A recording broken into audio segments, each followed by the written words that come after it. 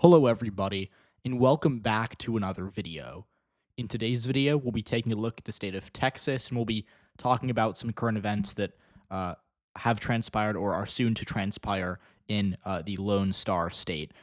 So, in case you didn't hear, there is a special legislative session that has been called in the state of Texas by Republicans, and it seems more and more likely that they're going to draw an entirely new congressional map ahead of the 2026 midterm elections.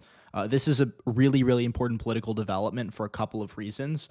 The two most notable are first, that just objectively, if the Republicans are able to pass an effective map that is, more favorable to them in a substantial way, that could, pretty significantly alter the battle for control of the House next year.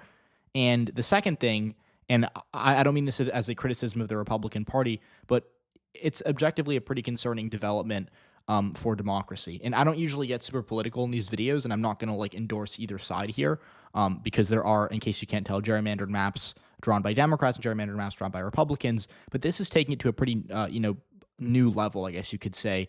Obviously, there have been mid-decade redistrictings that have occurred in the past, but those have almost entirely been drawn as a result of court rulings. So, for example, in the 2010s, Pennsylvania had to redraw their map because it was ruled as unconstitutional by the Supreme Court.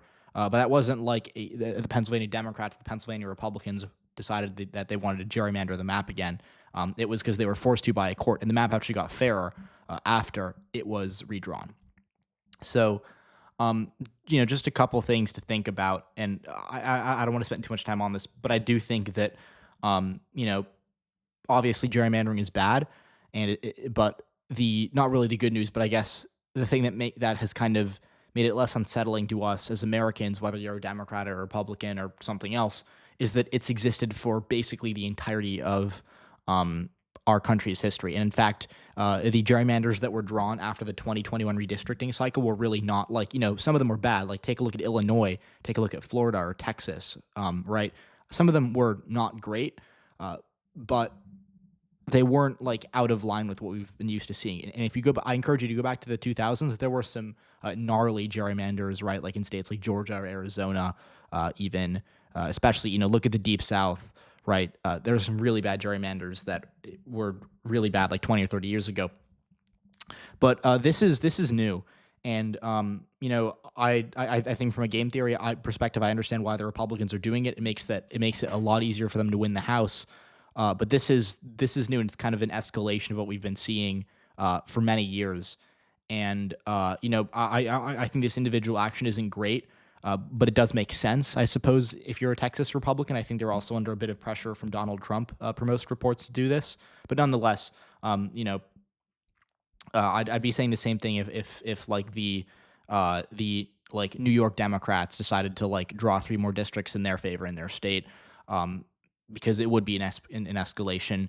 And we also, by the way, a consequence of this that is kind of unintended from the GOP in Texas is that California, which is a state that has 12 more congressional districts than Texas, 14 more congressional districts than Texas, is now saying they might redraw their map too, to kind of go tit for tat. And you can see where this gets dangerous, you can see where this gets chaotic, and you can see how this reduces competition in our electoral system. Nonetheless, and now that I've got my little spiel out of the way, let's talk about it, from a purely electoral standpoint. The GOP is right. They can absolutely draw themselves more districts here. And if we take a look at Texas in specific, just looking at this House map, this is not like a fair map, right? The Texas GOP had full control over their state's redistricting process in 2021, and they drew a map that was at the time considered to be a pretty substantial gerrymander in their favor, right? Like, you look at Houston, Democrats are basically packed into 4 districts here, even though you could easily, if I were hired to draw a fair map of Texas, I would draw at least 1, maybe 2 competitive districts, maybe light red districts in the suburbs, but instead, you have pretty clear Democratic pacts that prevent competition and protect these Republican incumbents out here, Hunt and Crenshaw.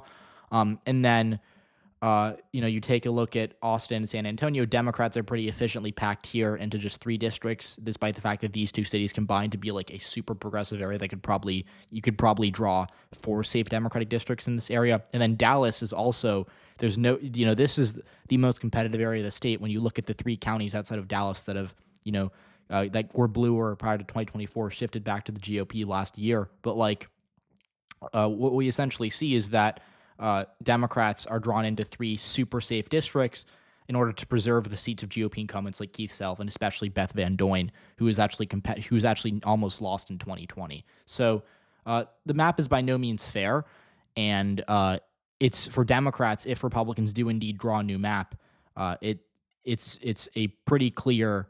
I would say it's pretty easy for them to gain seats. And I think they can absolutely gain at least 1, probably 2 seats in the Rio Grande Valley, where Democrats won 2 competitive districts last year. And you can kind of see this if you look at the county map of how this is the same map, but we're looking at it by county results. And if you just look at this, right, the Democratic Party in the House races, they fared better than Kamala Harris in South Texas. But if you compare this to 2016 or 2018, or even to an extent 2020, the Rio Grande Valley, even in congressional elections, is just so much more Republican than it used to be. And that means that Republicans don't have to worry. Like, there was a time where, these counties out here would be blue, and these counties down here that are light blue were like 80% Democratic, 70% Democratic. And when you've got a smaller Democratic margin in an area, you can basically split it easier because you don't have to worry about, because it's easier to dilute the Democratic vote. You can draw it in with areas over here. You can draw it in with areas over here. And the other thing that Republicans now can work with is that there are obviously still protections for specific blocks of voters that are going to be relevant here. The Supreme Court does protect what are called VRA districts, where you have to draw. It's complicated, but the simplest way to explain it is that you have to draw for a certain percentage of, like, say you have a certain percentage of I guess a demographic or a voting block in your state. You have to draw them a certain number of seats that is proportional to that percentage. And because Hispanics constitute such a large share of the electorate in a specific region, by law, the Texas GOP has to draw majority Hispanic seats down here. They can't, they couldn't take one county and then draw it all the way up with deep red counties up here. That would be, illegal no matter how you slice it. But what they can do is they can draw it in over here, and they can take more Hispanic areas down here that are more Republican. And it's easier to do that now because Hispanic voters in South Texas are a lot more friendly to the GOP than they were 10 years ago. So you can draw, like 10 years ago, it was really hard to draw like an 85% Hispanic seat that was even competitive. Now you can easily draw 85% Hispanic seats that voted for Donald Trump by double digits. And so that is something that you absolutely have to consider when you think about this. So that's the first thing, is that South Texas, I fully expect the House or the Republicans to draw. Where are we? Yeah, I fully expect the Republicans to draw. I think Vicente Gonzalez is almost certainly, he's almost certainly screwed. He might not even run for re-election if they redraw, because he barely won as it was, and they can easily draw him into a much redder district, even 10 points redder at a minimum. Henry Cuellar will be in a more competitive district because he's just a stronger incumbent. But even then, he's not necessarily someone that I think is going to fare very well if he's run a new district. El Paso, it's possible the GOP splits this. It's Democrats only won it by 20 points. In the past, they won it by like 45 points. So there are fewer votes there for the Texas GOP to worry about. But nonetheless, I think El Paso is going to stay. But then you can also, and here's the thing, the GOP can absolutely draw themselves another seat in Houston. And Democrats had a pretty, I would say, unfortunate cycle in Houston last year. They didn't really fare all that well in Harris County as a whole.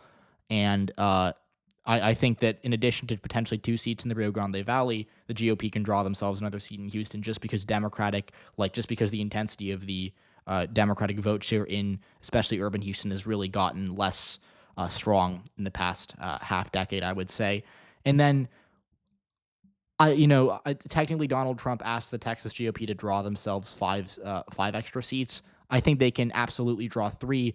I think they're going to cut it at 4. 5 is really risky because obviously Texas isn't, it's not as red as Oklahoma where you can just draw, however many Republican districts you want. you still have to adhere to some rules, and you still have to like be, concerned that, and like there are incumbents who are going to say, hey, right now I'm in an R+40 district. I don't want to go into an R+9 district. I don't want to have to worry about running for re-election. I don't like, the politicians don't like being drawn into competitive seats because it means they have to actually care about their re-election bids, right? So that's another thing you have to consider. But nonetheless, the GOP can absolutely draw themselves a fourth seat here. It'll come in either Dallas or really Austin up here. What I think is going to happen is it's more likely than not that they draw out one of Doggett or Greg Casar, and I don't know how they're going to go about doing it, but basically all you have to know is that like these areas out, like if you look at these districts, they're drawn already pretty interestingly, but like these districts out here, they're all